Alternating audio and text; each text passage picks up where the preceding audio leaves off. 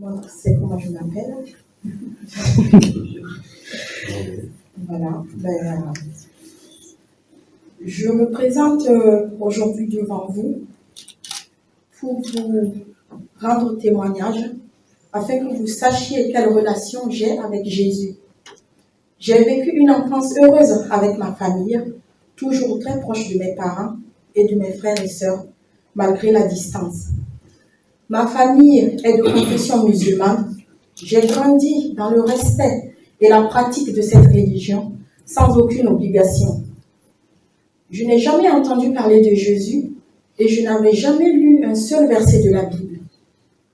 Ma vie était marquée d'excès de colère. Je crois qu'il y a des gens ici qui m'ont vu à l'œuvre dans mes colères, et de peur, d'oppression et de non-pardon. Cette vie va être complètement bouleversée, c'est-à-dire le 2 janvier 2018, par la rencontre d'une copine. Ce jour-là, j'avais été chez elle et avec d'autres copines. Et dans la conversation, je lui explique, je leur dis voilà, moi j'ai eu un accident, j'ai eu 2 accidents. Et la dernière, je viens vraiment de très très très loin. Et elle me dit, tu sais, Kadi, que ton accident, moi je pensais que c'était, voilà, pourquoi Dieu me fait faire des accidents.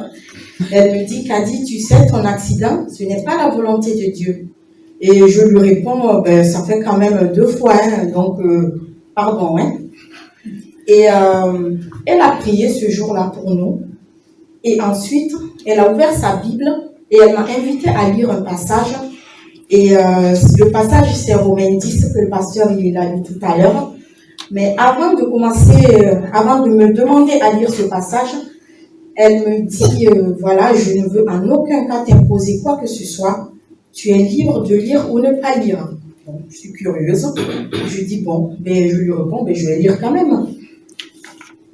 Et en lisant ces passages, je ne sais pas pourquoi, je me mets à pleurer. Mais à pleurer à larmes chaudes, à ne plus pouvoir m'arrêter. Et j'ai éprouvé une sensation de bien-être, de soulagement en pleurant. Et croyez-moi, les larmes de joie, j'en ai eu, mais aucune n'était comparable à ce que j'éprouvais. J'avais un lourd fardeau qui s'était déchargé de moi. Et j'entendais cette copine qui me disait « Gloire à Dieu ». Je ne comprenais pas. Et après, elle me conseille, elle me dit...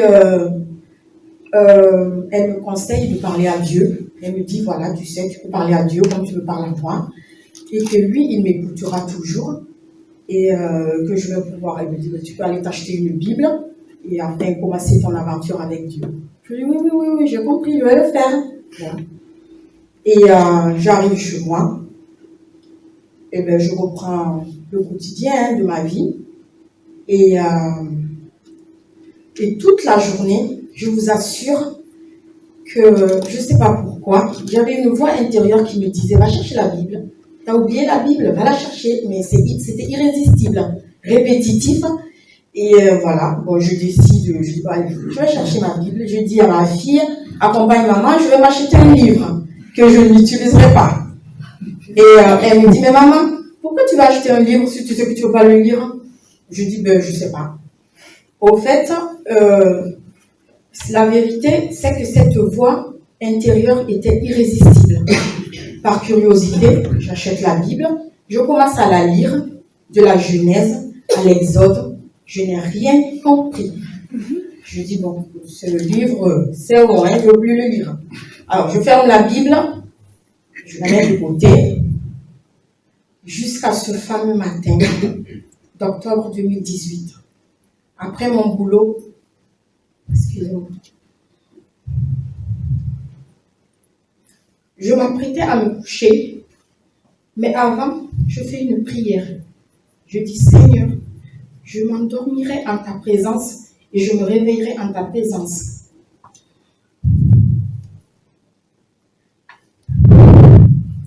Il faut savoir que depuis près de 8 ans, je subissais des oppressions lorsque je dormais.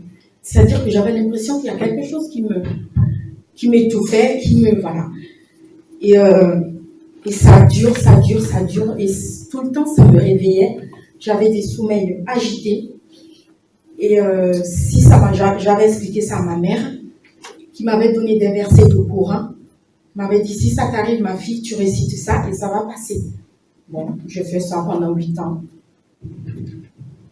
Et rien n'y fait. Et ce jour-là, je subissais une énième oppression, et dont la dernière, je vous assure. Au lieu de réciter comme d'habitude,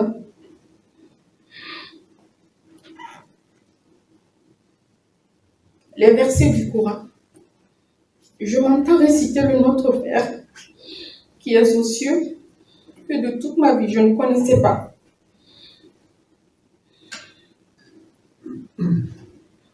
Cette prière, je ne la connaissais pas. Je l'ai récitée de A à Z.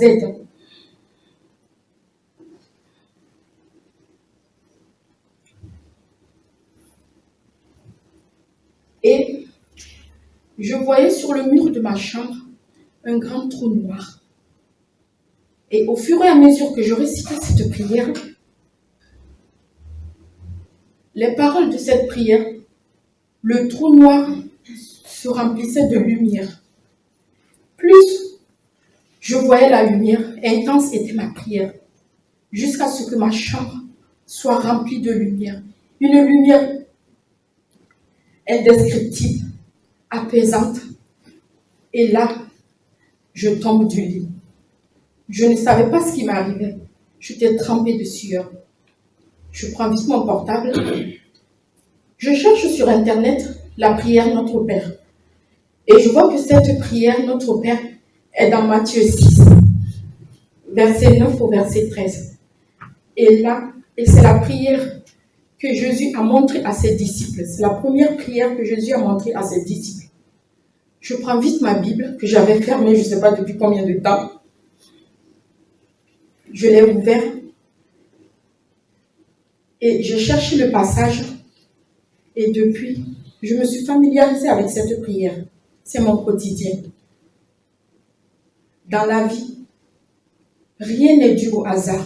Tout a été écrit à l'avance et j'en suis convaincue. Mon changement était soudain, que c'était un sujet de discorde dans mon couple. Mais l'amour que nous éprouvons l'un pour l'autre, Hervé et moi, a triomphé. Et grâce aux nombreuses prières aussi de mes frères et sœurs de l'Église. Et je dis merci Seigneur. La prière est la plus belle arme du chrétien. Les épreuves m'ont fortifié et renforcé ma foi. Car Dieu est à mes côtés et chaque instant de ma vie. Et c'est écrit dans Romains 8, 31. Si Dieu est pour moi, qui sera contre moi? Je crois fermement à cette parole. Et croyons fermement à sa parole, car rien ni personne ne peut nous affaiblir, nous déstabiliser ou nous nuire si nous croyons à la parole de Dieu. Aujourd'hui, je témoigne de Jésus.